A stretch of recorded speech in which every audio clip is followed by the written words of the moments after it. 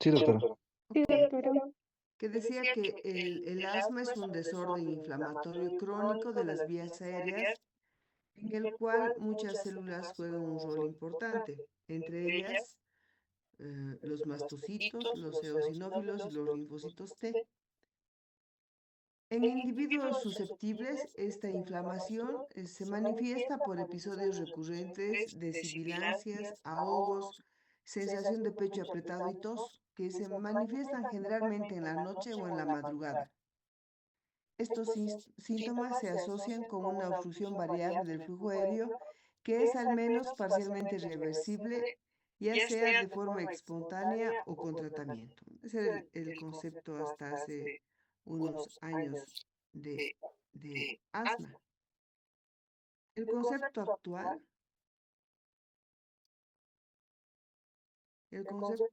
es este. Este es el concepto actual que ha sacado la GINA. Dice que asma, la GINA es la Iniciativa Global para Asma. Es un conjunto de médicos de todo el mundo que cada año revisan esta guía que se llama Guía GINA y sacan las nuevas directrices para el diagnóstico y tratamiento del asma, ¿no? Dice que el asma es una enfermedad inflamatoria crónica de la vía aérea que es heterogénea y caracterizada por una historia de síntomas respiratorios como sibilancias, disnea, sensación de pecho apretado u opresión torácica y tos, los cuales varían en intensidad y en el tiempo. Se manifiesta por una alimentación variable del flujo aéreo expiratorio causada por una combinación de broncoconstricción, que sería el espasmo del músculo liso bronquial, engrosamiento de la pared de la vía aérea, que sería la inflamación crónica y el edema, y secreción de moco por lo mismo de la inflamación. La variabilidad sintomática y la fluctuación en la función pulmonar son marcadores esenciales para que podamos diferenciar el asma de otras patologías respiratorias. Se parece un poco al diagnóstico, a la definición de asma de hace algunos años, ¿no? ¿Qué ha aumentado en esta definición actual? Se queda con que es un proceso inflamatorio crónico de la vía aérea y lo que ha aumentado es que es heterogénea. ¿Qué significa? Que tiene muchas formas de presentarse y esto está generalmente relacionado a se presenta en niños, se presenta en obesos, se presenta en mujeres embarazadas, ¿no? Entonces, esa forma heterogénea, antes se decía que era de niños, en la actualidad no, la clasificación de asma es mucho más grande, ¿no? No solamente es en niños, no solamente se presenta cuando eres niño, sino hay asma que se presenta en mujeres obesas a partir de los 40 o 50 años de edad, ¿no? Entonces, eso ha hecho que se llame, que se ponga en la clasificación el término heterogénea. Sigue siendo una enfermedad que se manifiesta con sibilancias, sensación de pecho apretado, tos y disnea que varían en intensidad y en el tiempo. Y sí, se queda eso de que se manifiesta generalmente en la noche y en las madrugadas. ¿De acuerdo? Eso quería que sepan, que es importante que sepan el concepto actual del asma. Entonces, volveremos a nuestra presentación, a esta. Muy bien. Esto de que juegan, algunas células tienen un rol importante en las manifestaciones clínicas, sí.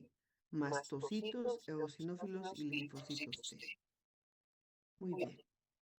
Entonces, los puntos claves de la definición son que es una inflamación crónica, que existe hiperreactividad bronquial, que sería las sibilancias, disnea, sensación de pecho apretado y tos, que los episodios son recurrentes, o sea, un día al otro día, así de forma recurrente, sin que exista algo que generalmente pueda definir el individuo, se presenta, que se manifiesta por obstrucción, que es reversible con o sin tratamiento, pero que cuando no haces un buen tratamiento, se produce una remodelación del bronquio. ¿Y qué es la remodelación?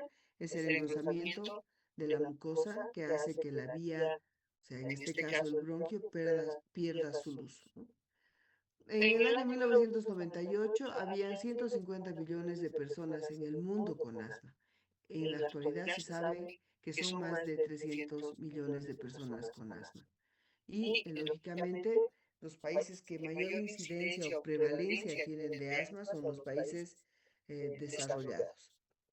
En niños es la enfermedad crónica más común y es la principal causa de ausentismo escolar. Ha habido una encuesta mundial que ha sido la encuesta ISAC y ha participado nuestro país con Santa Cruz. Se ha visto que existe una prevalencia de asma en niños de 13 a 14 años en un 10%. Lamentablemente es subdiagnosticada en preescolares, ya que no podemos hacer las pruebas de función pulmonar, y en menores de 2 años el diagnóstico es muy difícil de confirmar, por lo que se utiliza el concepto de síndrome bronquial obstructivo o sibilancias recurrentes en el lactante, ¿no? Esto es en niños. En adultos es la principal causa individual de ausentismo laboral en sujetos jóvenes y ocupan más o menos entre el 1 y el 3% de consultas a las unidades de urgencias en sujetos entre 15 y 44 años. Estos van ahí a la urgencia por crisis bronquiales obstructivas, generalmente presentes en el AM, o sea, en el antes meridiano, en las mañanas, en los amaneceres. Se ha visto que la causa de la crisis generalmente es la falta de diagnóstico o que se ha hecho un tratamiento insuficiente en el paciente. Cuando hablamos del diagnóstico, pues empezamos con cuando yo diagnostico asma, cómo llego al diagnóstico. Para eso es sumamente importante saber que existen factores de riesgo, ¿no? En los factores de riesgo tomamos en cuenta dos. Uno, la genética, que es la herencia, el, eh, la historia de asma en tu familia, no solamente de asma, sino también de procesos alérgicos, rinitis, atopías, eczemas, que es sumamente importante para diagnosticar asma y además el, esta, la exposición a factores ambientales, ¿no es cierto? Como las infecciones virales que en niños suelen ser precedidas, por ejemplo, en niños que tienen genética de asma, pueden preceder al inicio del asma las infecciones por virus sincitial respiratorio, la presencia de alergenos, entre ellos los ácaros, que son los más importantes para las agudizaciones de asma en el ser humano, el contacto con humo de tabaco, irritantes ambientales, el paciente que hace ejercicio, que ríe, que llora o que inhala aire frío, por ejemplo, este momento en La Paz de frío intenso y además humedad es el momento más ideal para que empiecen a agudizarse los asmáticos. Ya van a ver los que están en hospitales cómo se agudiza el asma en las personas que tienen asma diagnosticada. ¿Cuáles son las manifestaciones clínicas más importantes? Es lo que hemos dicho hace un momento: sibilancias, disnea, tos y sensación de pecho apretado, que suelen presentarse en el amanecer o en las madrugadas o en las mañanas, ¿no?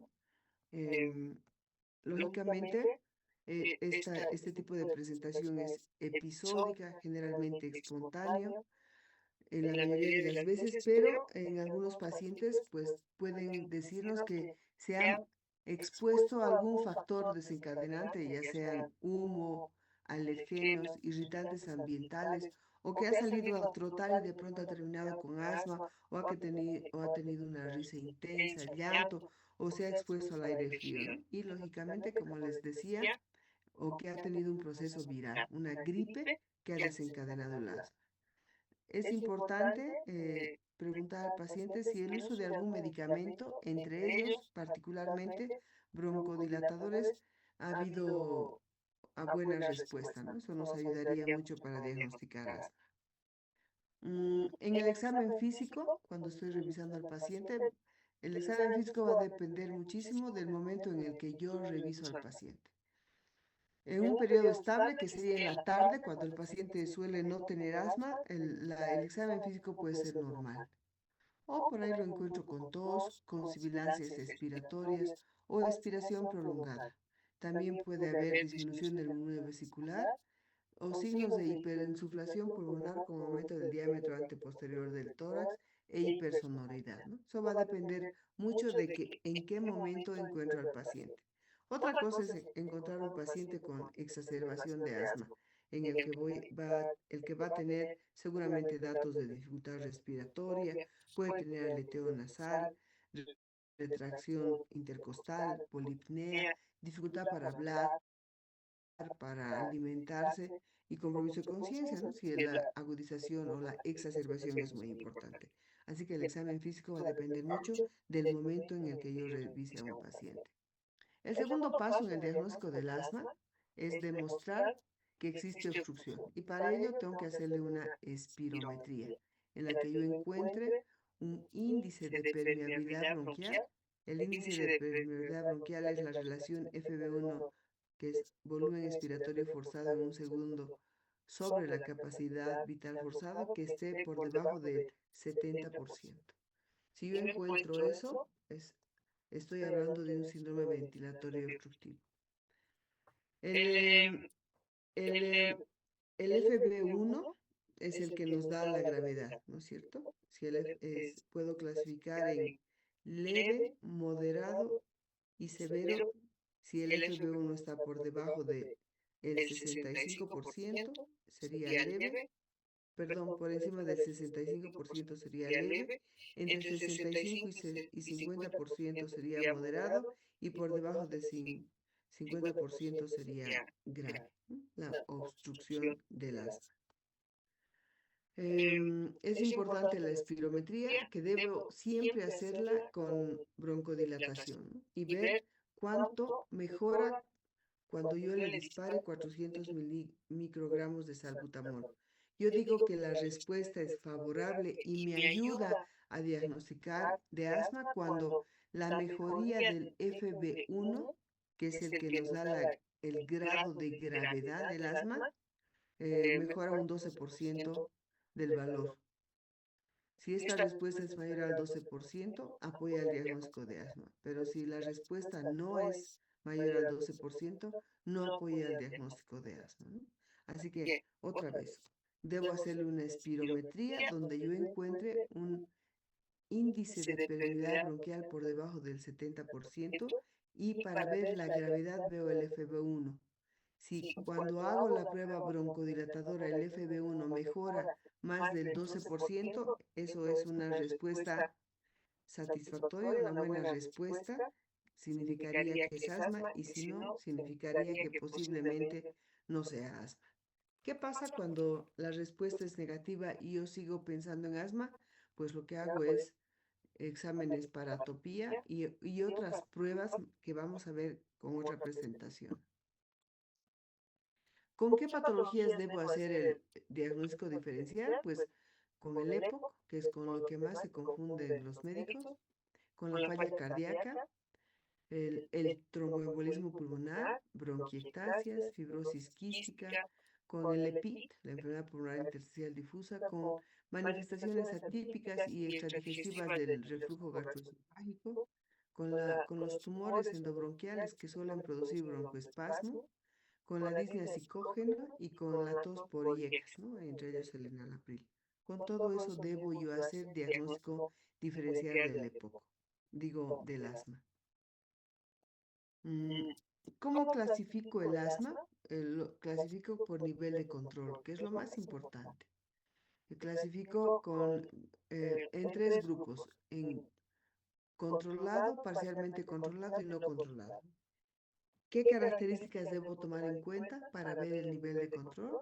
Si los síntomas son diarios o no, si existe limitación en la actividad física del paciente, si tiene manifestaciones nocturnas del asma, si ha necesitado medicamentos de rescate y además saber cuántas veces a la semana y hacerle una espirometría. Eso me ayuda a clasificar el asma en controlado, parcialmente controlado y no controlado. ¿Cuál es el objetivo de utilizar esta tabla de control que deberían deberíamos hacer a todos los asmáticos cada vez que van a nuestra consulta estas preguntas, nos ayuda a ver si aumento o disminuyo el tratamiento que le voy a dar, ¿no? En relación al tratamiento del asma, es importante saber que la educación del paciente es sumamente importante. Como pueden ver aquí el grado de recomendación que dice que la educación del paciente y de su familia es un componente esencial en el manejo del asma, tiene un grado de recomendación A. O sea, sí, realmente es cierto.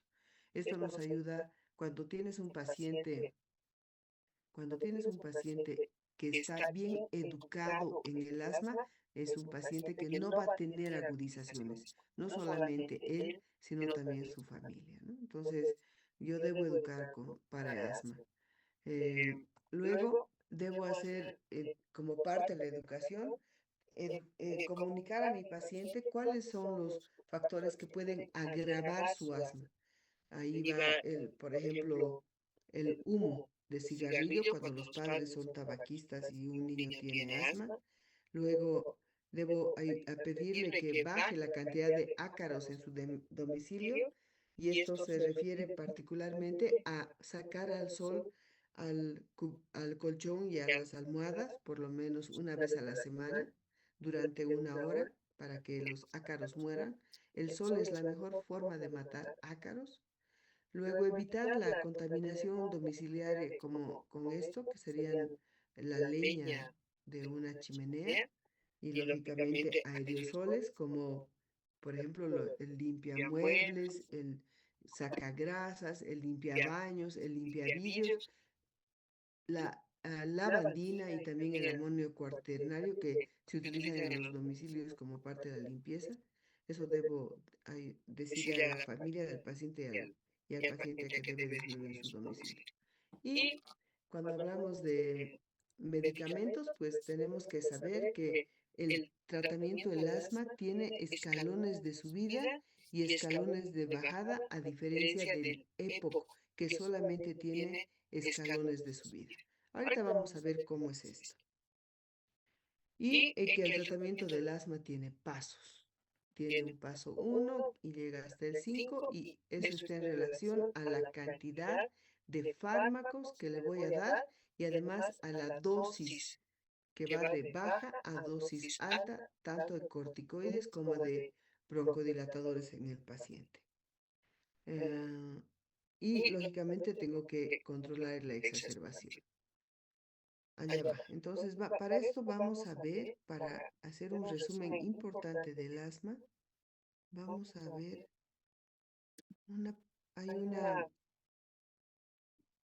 ¿dónde está?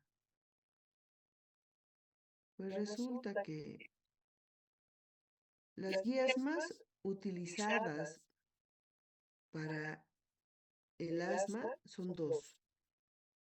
¿Están viendo esta presentación? Sí, ¿no ven? No sé cómo. A ver.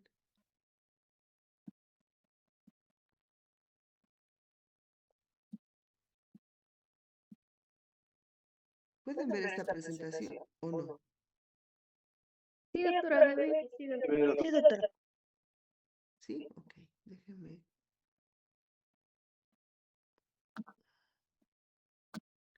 Bueno. Muy bien, ahora sí. Bueno, primero quiero que sepan que hay este grupo que se llama primaria. No sé si alguna vez han visto, ¿no? Chicos. Chicos, No, doctora. ¿nunca? Bueno, No, doctora. es un grupo de médicos que hace el resumen de todo y luego hace comparaciones. Les aconsejo que vean,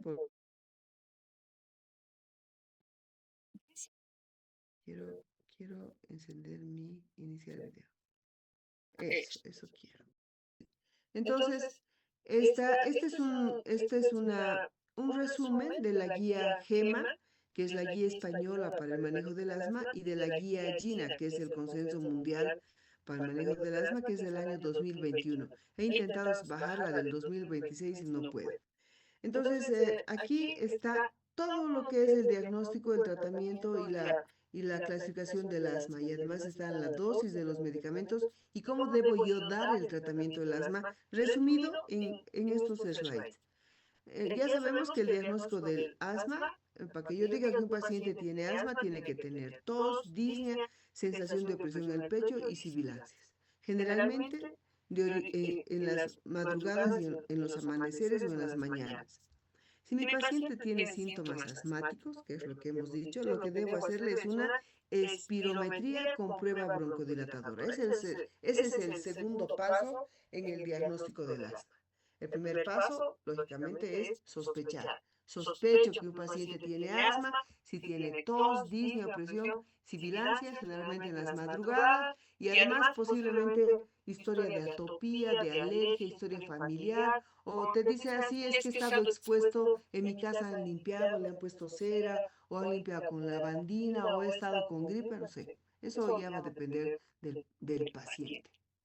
Le debo hacer una espirometría como segundo paso para que yo pueda ver si mi paciente tiene o no tiene una disminución de la relación FB1-FBC por debajo de 0,7 o 70%. Entonces, eso me ayuda, la espirometría me ayuda a dividir, a clasificar, a dividir a mis pacientes en dos grandes grupos. Un paciente que tiene em, un FB1-FBC normal o por encima de 0,7 o un paciente que tiene un FB1-FBC por debajo del de 0,7 que sería un patrón obstructivo. Y eso me hace que yo tenga dos vías de evaluar a mi paciente en el que sospecho asma. Si le hago la espirometría y el FB1-FBC del paciente es mayor a 0,7, o sea, no tiene obstrucción, lo que hago es igualito hacerle una prueba broncodilatadora, o sea, darle 400 microgramos de salbutamol y a los 15 minutos volverle a hacer la espirometría. Ahí tengo que ver la respuesta al broncodilatador. Si resulta que la respuesta, aunque mi paciente no haya sido obstructivo, la respuesta es positiva, o sea, una mejoría del FB1 mayor a 12%, es asma, ¿no? Como dice aquí, es asma. Aunque no haya estado obstruido, sino el simple hecho que el FB1 mejore 12% es asma. Pero ¿qué pasa si no? Si la respuesta broncodilatadora fue negativa y yo sigo pensando que mi paciente es asma, ¿qué le puedo hacer? Pues hacerle una variabilidad domiciliar del pico flujo expiratorio. ¿Y qué es el pico flujo? El pico flujo es un aparatito que lo tengo aquí, que les voy a mostrar. Es un aparatito que, ay, ¿dónde está? Lo tenía aquí y ya no les puedo mostrar. Oh, ¿dónde está? ¿Dónde está el pico flujo? No hay chico. Ah, no, mentira, aquí está. Es un aparatito simple, no necesita hacer un recapo para manejar este aparato. Aquí está, es este. Voy a,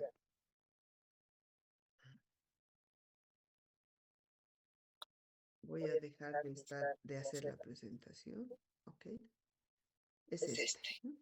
En el que tengo esto que está medido en litros por minuto, aquí. Y esta cosita que se mueve facilito con el soplido. Ahí. Y esta es la boquilla por donde soplo. Entonces voy a hacer un pico flujo, mire, en un ratito. Yo meto aire y soplo. Mi pico flujo ahorita está en 280. Vuelvo a poner, vuelvo a meter aire. Ahora me ha salido 300. Vuelvo a hacer uno más y me ha vuelto a salir 300. Esta vez 310. Digamos que lo que tendría que hacer es sumar los 3 y dividirlo entre 3 y sacar una media. Digamos que es 300. Variabilidad del pico flujo. Me acabo de hacer. Más o menos a las 12 de la noche me hago otra vez. Y luego me vuelvo a hacer a las 2 de la mañana, me vuelvo a hacer a las 4, me hago a las 6, me hago a las 8, me hago a las 10 y así voy midiendo mi pico flujo. Si la variabilidad significa que ahorita que no tengo asma está en 300, pero de aquí a las 2 de la mañana resulta que hago y bajo a 150 y esa variabilidad es mayor al 20%, es asma. Yo tengo asma. Lógicamente no voy a hacer una sola medida, ¿no? O un solo día, sino voy a hacer varios días. Si esa variabilidad dice, como dice aquí, mayor al 20% de esto, es asma. Fácil. Re fácil hacer esta prueba. ¿Qué tienes que tener? El pico flujo y enseñarle al paciente a soplar en el pico flujo y que anote, que vaya anotando en, en horario durante unos 3 o 4 días, esa es su pico flujo. Fácil. Eso hacen en otros países y nosotros podríamos hacer eso. Bueno, yo tenía esto en el hospital, varios, tenía como 40. Les he dado a los residentes y ¿saben cuántos queda ahora? Ni uno. ¿Por qué? Porque nadie cuida. Entonces, en un país mediocre como el nuestro, donde nadie asume la responsabilidad de cuidar esto, pues no funciona. Bueno, ok, pero podríamos hacer, y eso yo hago en mi consulta privada, pues les doy a los pacientes los picos flujos que tengo en mi consultorio y les mando para que hagan, no le voy a hablar porque ya es una barbaridad que esta Lizzie Guarachi entre a las 20:32. Díganle que no la voy a admitir, que lo siento mucho porque es muy tarde. Ok. La otra posibilidad que resulta que mi paciente no tiene mejoría del 20%, perdón, variabilidad del 20%, pero yo sigo pensando que mi paciente tiene asma. Lo que hago es medirle un feno o pedirle un feno. ¿Qué es el feno? Es medir la fracción exhalada del óxido nítrico.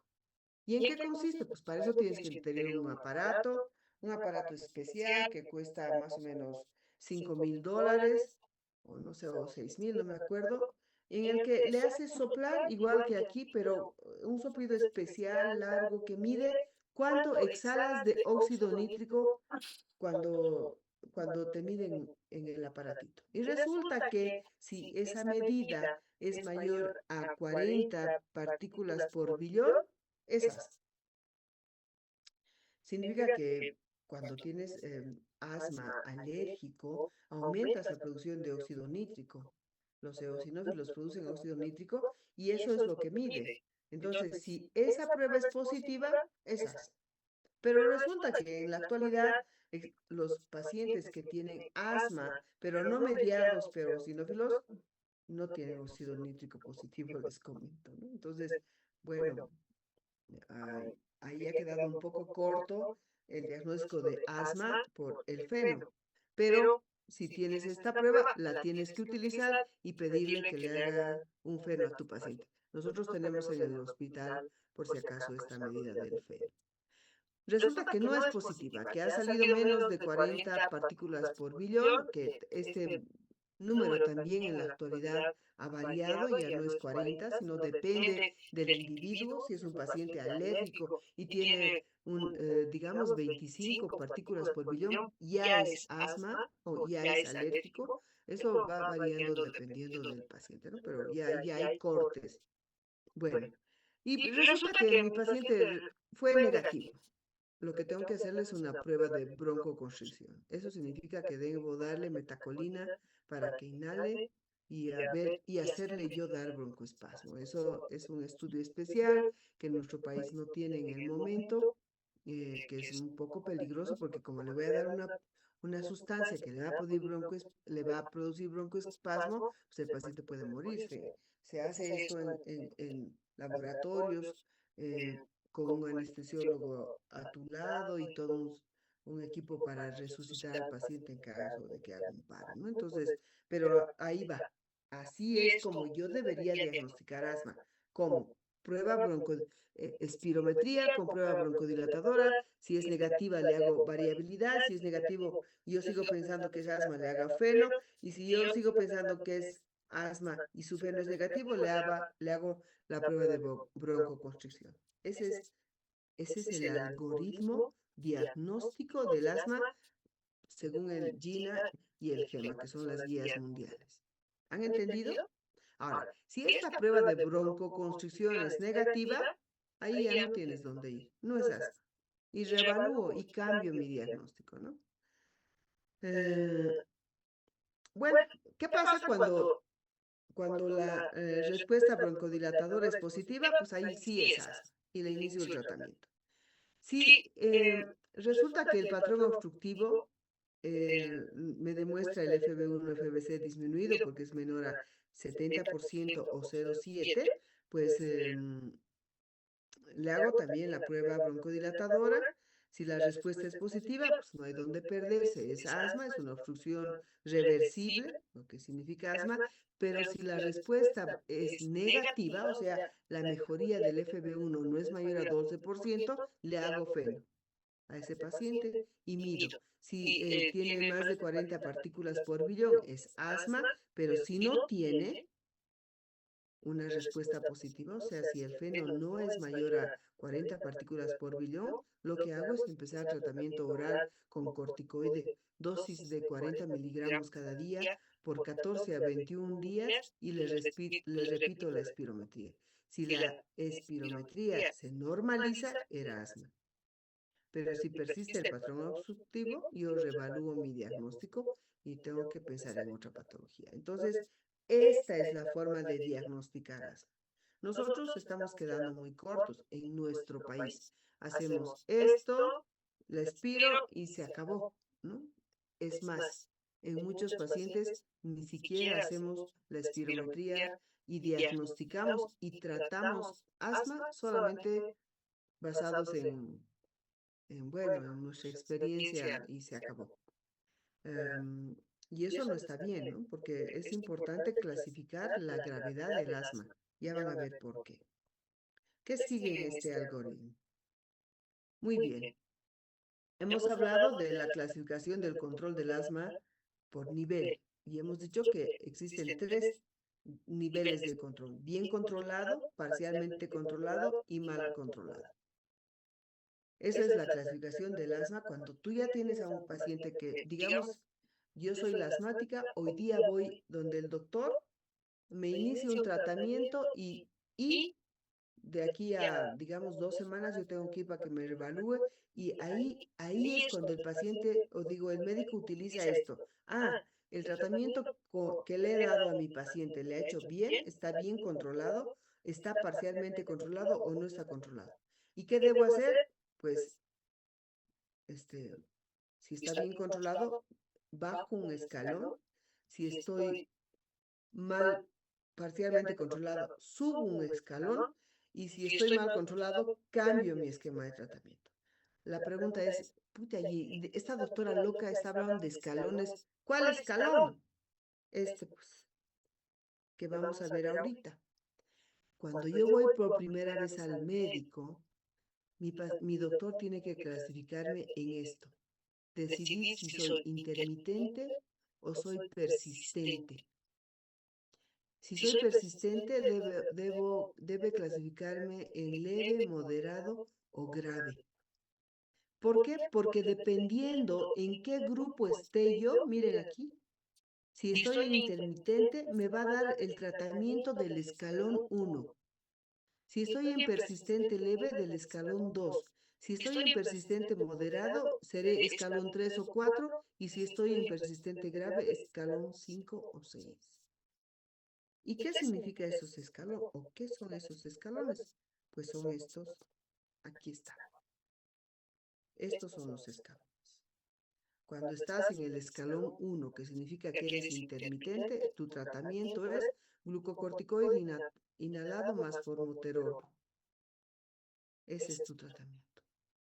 Si estás en el escalón 2, que significa que eres un persistente leve, la de elección es dosis bajas de corticoide inhalado. Ya, dosis baja. ¿Cuál es dosis baja? Dosis baja es esto. Mucha qué fregados son, che, realmente. Ingresen a las 500 y ya, no sé. ¿Qué es dosis baja? Dosis baja, aquí está, hemos dicho dosis baja de corticoide inhalado, ¿no ve? ¿De, de, de cuál hemos dicho? ¿De, de cuál era la dosis baja? ¿Dónde está? Dosis baja de... Pucha, ¿dónde estoy? Caraspa. Dosis baja de... Dosis baja de corticoide inhalado. No dice cuál, ¿no ves? Entonces vámonos a ver cuál es la dosis baja de corticoide inhalado. ¿Qué corticoide quieren darle al paciente? Fluticasona, fluticasona. Propionato o furato. Propionato de fluticasona, dosis baja de 100 a 200 miligramos día. ¿De cuánto viene? Viene de 125 microgramos de fluticasona. O sea que le tendría que dar uno en la mañana, uno en la noche, ¿no? Si dice dosis media, es de 250 a 500. Sería 2 disparos en la mañana, 2 disparos en la noche, o puedo llegar hasta 500, o sea, 4 a no ser que venga de 250 microgramos, ¿no? Entonces, esto es sumamente importante porque a veces a un paciente que no está en un escalón muy alto, le están dando dosis altas del corticoide o del broncodilatador y eso no es bueno porque tienen efectos adversos y hacer que ponerlo a un paciente en riesgo, a un paciente que no requiere una dosis alta, no vale la pena. Entonces, miren cómo estas tablitas son tan útiles para poder dar la medicación. Bueno, y seguiremos escalando, ¿no? En el escalón 2, que sería un persistente leve, le doy corticoide inhalado, que es el de elección. No, miren, no dice broncodilatador. ¿Saben por qué? Porque el asma es inflamación. Por lo tanto, yo tengo que disminuir la inflamación. Y la forma de disminuir es dando corticoide. No, no broncodilatador, dice corticoide. Puedo darle también como opción antagonistas de los receptores de leucotrienos, en este caso el montelukast, y a demanda le doy broncodilatador y corticoide de acción rápida, ¿no? Salbutamol, formoterol, con un corticoide de acción rápida. Si está en el escalón 3, que sería un persistente moderado, pues ya aumentan las dosis, pero aquí más LABA, dice. Un LABA es un broncodilatador beta-2 adrenérgico de acción larga, salmeterol. Y dosis medias de corticoides inhalados como otra opción, ¿no? Y aquí igual, SABA y corticoide inhalado, o sea, broncodilatador de acción corta con corticoide inhalado a demanda, dependiendo cómo está mi paciente. Si voy en el escalón 4, que sería un persistente moderado, también, pero un poco más grave que el anterior, ya damos lo mismo, pero aquí le han aumentado a lo que hemos dicho, o sea, montelukast, antileucotriones. A ver, y además un LAMA. Un LAMA es un antimuscarínico. ¿Cuál? El EPOVA, o que tiene otro nombre, el tiotropio. El tiotropio es de acción larga, long, ¿no ve? Long, larga. Entonces, es un antimuscarínico de acción larga, que en este caso es el tiotropio. Entonces, se dan cuenta que hemos ido subiendo de darle a demanda broncodilatador y corticoide de acción corta a darle medicamentos que duran más tiempo, ¿no? En el escalón 5, que sería un asma grave, pues ahí está dosis altas de corticoide y de broncodilatadores de acción larga. Y si existe mal control, le doy un LAMA, antileucotrienos, teofilina, acitromicina. Y si está en el escalón 6, a este paciente yo debo dar biológicos, omalizumab, mepolizumab, resulizumab, benzralizumab, dupi, que no hay en Bolivia, ¿no? O sea, algo que yo solo sé que existen y que son muy buenos, pero en nuestro país no existe. Y si no mejora con eso, pues termino haciéndole una termoplastía endobronquial, que es un procedimiento que se hace a través de una fibrobroncoscopía, donde consiste en bajarle el grosor de la mucosa bronquial, termoplastía endobronquial, y bueno, y así. Entonces, miren cómo hemos ido de leve a grave. Lógicamente, si mi paciente ha empezado en un escalón 3, un persistente moderado, y le he dado este medicamento y en el control yo he visto que ha mejorado, le bajo al escalón anterior y lo controlo. Lo controlo en un tiempo para ver si bajarle la dosis, porque estoy bajando la dosis, este, mejora a mi paciente y me quedo siempre con la menor dosis de que pueda controlar a mi paciente. ¿De acuerdo? Así que, ¿qué opina? Interesante, ¿no es cierto? ¿O no? Sí, doctora. Sí, doctora. Muy bien. Luego, en relación al control y seguimiento del paciente, yo debo controlarlo cuando inicio el tratamiento al mes y hasta los 3 meses en forma seguida y luego por lo menos una vez al año, ¿no?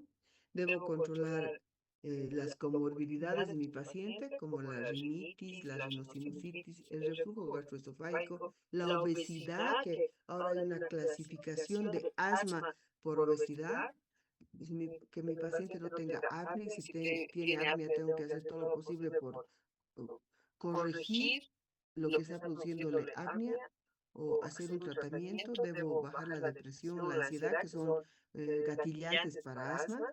Debo evaluar los efectos secundarios del tratamiento. Dos, corticoide, hongos y broncodilatadores, taquicardia, arritmia, hipertensión. Debo revisar siempre la técnica inhalatoria. Es sumamente importante porque los pacientes utilizan re mal el tratamiento, que es lo único que lo va a salvar, y si utiliza mal no va a funcionar y se va a morir. Debo ver la adherencia al tratamiento. ¿A qué se refiere la adherencia? Es que cumpla horarios, lo más importante, y debo darle un plan de acción. Y aquí está ¿qué se llama esto?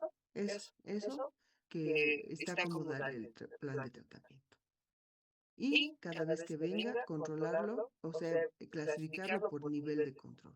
Y reducir o aumentar la dosis de los medicamentos dependiendo cómo yo lo encuentre a mi paciente en cada control.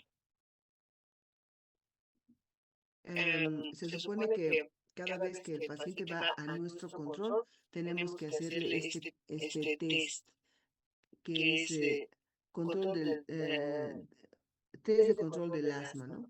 Que no solamente este, nos ayuda a ver si está bien controlado, parcialmente controlado o mal controlado, sino también nos ayuda a ver cómo está nuestro paciente eh, en su vida diaria. ¿Cómo se dice eso? Calidad de vida. ¿De acuerdo? Muy bien. Ahora quiero mostrarles, y esto es de las crisis, ¿no? De las crisis de asma, que también se clasifican, en realidad se clasifica en leve, moderada, grave y de riesgo vital. Y antes de esta crisis leve hay uno que se llama asma brittle o hiperagudo, y el de riesgo vital. Bueno, el asma hiperagudo es el netamente alérgico.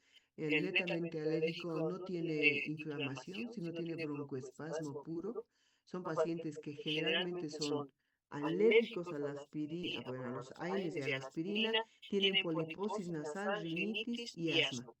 Se llaman de, síndrome de, se me ha ido el nombre, o EREA, o síndrome de Samter, síndrome de Samter o EREA. Son pacientes que pueden morirse, ¿no? Por ejemplo, que digamos vayan a una farmacia y el farmacéutico le diga, tome este ibuprofeno, toma, y a los minutos el paciente hace una crisis totalmente obstructiva del asma y se muere. Esos son los asma brittle o hiperagudo, ¿no? La crisis leve, tengo que, en la evaluación tiene que haber ciertas características para decir que está leve, moderado, grave. En todos los casos, esté en leve, en moderado, grave o de riesgo vital, mi tratamiento es el mismo, salbutamol en dosis alta. Si estoy en leve, de 2 a 4 pulsaciones cada 20 minutos, en una hora. Si estoy en moderado o grave, broncodilatadores de 4 a 8 inhalaciones cada 10 o 15 minutos durante una hora. Y si estoy en grave, le meto todo en uno solo y lo mando inmediatamente a internar.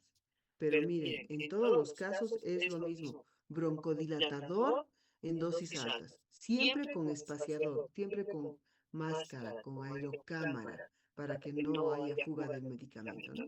Si es leve, de 2 a 4 broncodilataciones cada, o digo, disparos cada 20 minutos, si es moderado o grave, de 4 a 8 cada 10 a 15 minutos. ¿De acuerdo? Eso quiero que sepa cuando hablamos de crisis de asma. Muy bien. Y voy a entrar aquí y voy a pedirle,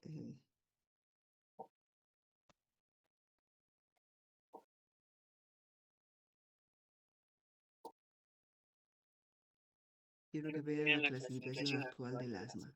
Cuando les decía que era heterogéneo, ¿por qué es heterogéneo? Aquí está. Dejar de compartir y me vengo aquí. Aquí está. Entonces, cuando yo les decía que la clasificación del asma ha cambiado mucho, pues una es la clasificación del control clínico del asma, que es lo que hemos hablado, ¿no? Bien controlado, parcialmente controlado y mal controlado.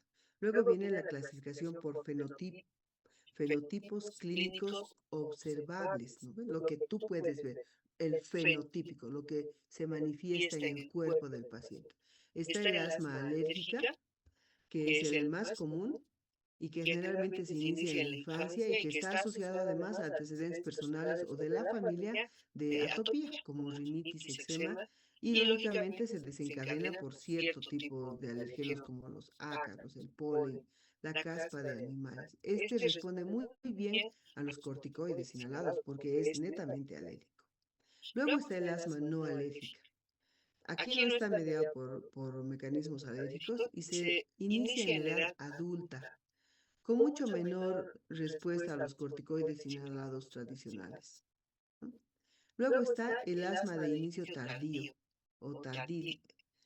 Em, Generalmente son mujeres que desarrollan asma por primera vez en la edad adulta. Por lo general no es alérgica y con mayor requerimiento de tratamiento de mantenimiento, ¿no? Dosis altas de corticoides y de broncodilatadores. Luego está el asma con limitación fija al flujo aéreo, que son pacientes de larga evolución que desarrollan un remodelado bronquial irreversible, simulando en la espirometría un patrón obstructivo fijo similar al EPOC. Son pacientes que por el mal tratamiento, que nunca les han dado corticoides, sino siempre broncodilatadores, han remodelado su vía aérea, o sea, como no han recibido corticoide, siempre ha habido inflamación y la inflamación tiene que repararse y se repara aumentando el grosor de la mucosa de los bronquios. Entonces, el bronquio se abre, pero está abierto, pero cerrado, ¿no? Adentro ha habido engrosamiento de la mucosa. Entonces, estos pacientes parecen EPOC, pero tienen historia de asma. Luego está el asma asociado a la obesidad. Son pacientes con obesidad mórbida que presentan síntomas respiratorios prominentes y baja inflamación eosinofílica sistémica con pobre respuesta a los tratamientos habituales. Luego está la clasificación por endotipos.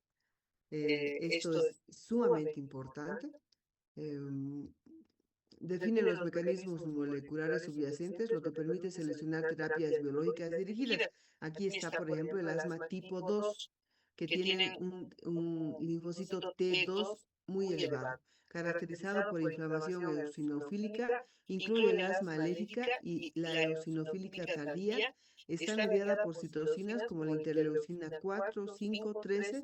Responde de forma excelente a los corticoides y a los anticuerpos monoclonales específicos como el omalizumab, depolizumab y demás. Y luego está el asma no tipo 2, que tiene un linfocito T2 bajo. Estos son caracterizados por inflamación neutrofílica, pausigranulocítica o mixta. Está mediada por neutrófilos o vías de los T helper 1, T helper 17 y suelen ser refractarios a los corticoides, ¿no? Entonces, ahí saben que se les da acitromicina, aunque no me crean. Entonces, eh, Han visto que el asma ha cambiado en su concepción, ya no es netamente alérgica, sino que puede presentarse a cualquier edad. Lógicamente, el más frecuente es el alérgico, que se presenta en niños, y por eso es tan importante que cuando ustedes revisen a un paciente asmático, pregunten la historia de alergia en ellos y en su familia. Pero si yo tengo una paciente obesa que tiene broncoespasmo y que no fuma y que no tiene un factor de riesgo para EPOC, si tiene broncoespasmo es muy posible que sea asma asociado a la obesidad. ¿Por qué la obesidad produce asma? Porque el asma, porque la obesidad es un proceso inflamatorio crónico que inflama también la mucosa de los bronquios. Preguntas. Quiero que se queden con esto. El asma, en su concepto, dice que es un proceso inflamatorio. Por lo tanto, el tratamiento de base es el corticoide. El EPOC es obstructivo, por lo tanto, el tratamiento de base es el broncodilatador. ¿De acuerdo? ¿Alguna pregunta? ¿Nada? ¿Preguntas? Carla Guarachi. Carla, ¿estás ahí? ¿Quién es la representante del curso? Buenas noches, doctora. Andrea Hinojosa. Entonces no está Carla, la borras. Está bien, doctor. Dayan, Fanny Dayan, Presente, doctora. José, Presente, doctora. hola. Adrián,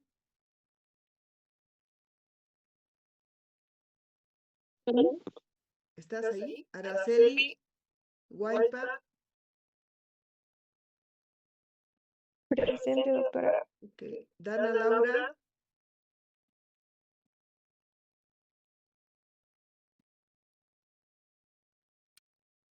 me preocupa que no me pregunten. Eso me preocupa mucho. Dime, Jorge. Doctora, buenas noches. Mi pregunta era relacionada a lo que mencionaba de las crisis asmáticas, de la tríada de Samter, doctora. ¿Cómo es la identificación clínica que podemos tener cuando un paciente llega, no sé, o está con eso en nuestro servicio, doctora? La tríada de Samter es un Sí, paciente que tiene rinitis, que tiene asma y que tiene poliposis. Esa es la Samter. Para eso tienes que diagnosticar. La rinitis es fácil, el asma es fácil. Lo que tienes que ver es que tenga poliposis nasal, ¿no? Y generalmente te dice él mismo, no tomo ibuprofeno porque me hace dar asma. Listo. Y ahí, en ese paciente que tiene alergia a los AINES, le pides una tomografía de senos paranasales y te vas a dar cuenta que tiene pólipos. Entonces tienes que tener mucho cuidado con ese paciente. Bueno, tienes que mandarlo al otorrino para que le saquen sus pólipos, ¿no es cierto? Porque son los desencadenantes del asma y de la rinitis. Pacientes peligrosos son esos. Es un grupo especial. ¿De acuerdo? gracias, doctora. A él tienes que broncodilatarle, darle un buen broncodilatador, porque él puede morirse por broncoespasmo. ¿Alguna otra pregunta?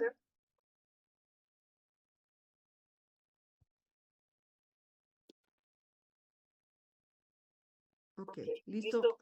Buenas noches, chicos. Hasta luego. Chao.